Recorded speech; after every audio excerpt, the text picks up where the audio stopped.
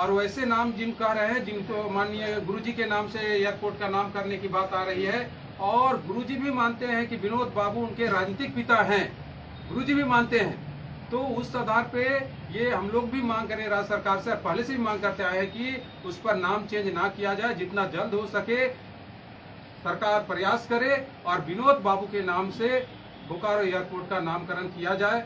और तीसरी बात है कि अभी जो केंद्र सरकार की ओर से जातीय जनगणना का जो बात चल रही है, और उसमें हम लोग भी पूरे समाज की ओर से जागरण अभियान करके और समाज को समझाने का प्रयास कर रहे हैं हम लोग कि आप सभी लोग इस बार हम कुर्मी हैं, हमारा भाषा कुर्माली है, इस बात पे हम लोग दर्ज कराएं और जातीय जनगणना में एकजुट होकर हम लोग इस बार जातीय जनगणना करेंगे। जिस तरह से जितनी भी सरकार आती है, तो क्या लगता है कि कुर्मी और कुर्मी लोगों को ठगने का काम करती है, क्या कहते हैं? बिल्कुल, अभी तक का इतिहास में यही रहा है।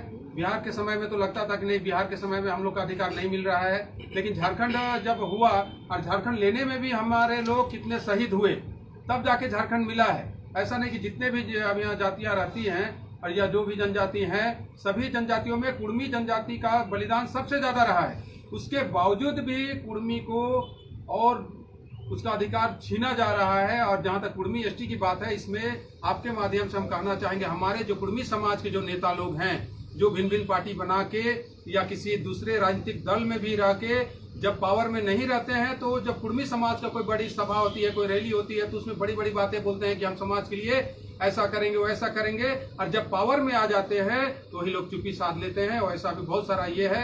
इस बार हम लोग प्रयास कर रहे हैं कि पहचानो कौन अपना है, कौन अपना है, किसको साथ देना चाहिए, और एकजुट होकर हम लोग आगे काम करेंगे। वजह क्या है जो इस तरह से जो किया जा रहा है? देखिए, कुर्मी एक सशक्त जनजाति है। जनजाति हमेशा भोला भाला होता है, सीधा साधा होता है, सब लोग यूज करता है। उसी तरह हमको बांट के रखा और बांट के सिर्फ हमको वोटर बना दिया। इस राज्य में वोटर बनाया। कभी आज से पहले, उस समय जिस समय झारखंड आंदोलन चल रहा था, उस समय जब आंदोलन के दरमियान बात आ रही थी कि कुर्मी एक सशक्त जनजाति है, 6 सितंबर 1950 से पहले जनजाति रह चुकी है, प्रिमिटिव थी, अब उसको एसटी भी नहीं लाया गया, तो उस समय भी बात उठता था। तो उस समय बोला जाता कि नहीं, पहले लड़के झारखंड अलग ले लेंगे, उसके बाद कुर्मी को एसटी का सूची में सूचीबद्ध करा देंगे। आप देखे होंगे, जब रघुवर दास की झारखंड में सरकार थी, उस समय माननीय मुख्यमंत्री जो अभी हेमंत सोरेन जी हैं, जब रघुवर दास जी से डिमांड किया जा रहा था कि एसटी का सूची में सूचीबद्ध किया जाए, तो उस समय हेमंत जी ने 1 नंबर पर साइन किए हैं कि कुर्मी को उनका अधिकार मिलना चाहिए। और जब वो उनकी बारी आई, वो जब सीएम बने तो हाउस के अंदर ही बात उठा, तो उन्होंने कहा कि हम कहाँ जाएंगे, क्यों आप घुसने का प्रयास कर रहे हैं।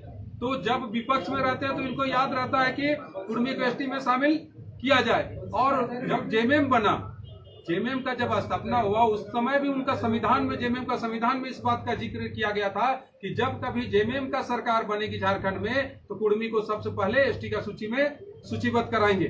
तो आपके माध्यम से माननीय मुख्यमंत्री जी से भी कहना चाहेंगे कि दोहरी रणनीति मत कीजिए। आप जो कुर्मियों का जो संवैधानिक अधिकार है, कुर्मी जनजाति को अनुसूचित जनजाति में सूचीबद्ध करने का, उसको पूरा कराने में सहयोग करें, आंदोलन में सहयोग करें, और भारत सरकार से हम लोग सब मिल के लड़ेंगे और कुर्मी जनजाति को एसटी का सूची में सूचीबद्ध कराएंगे। पूरा परिचय कर दीजिए। शीतल ओदार, केंद्रीय अध्यक्ष, टोटमिक कुर्मी पब्लिक कुर्मी विकास मोर्चा। ठीक है ना?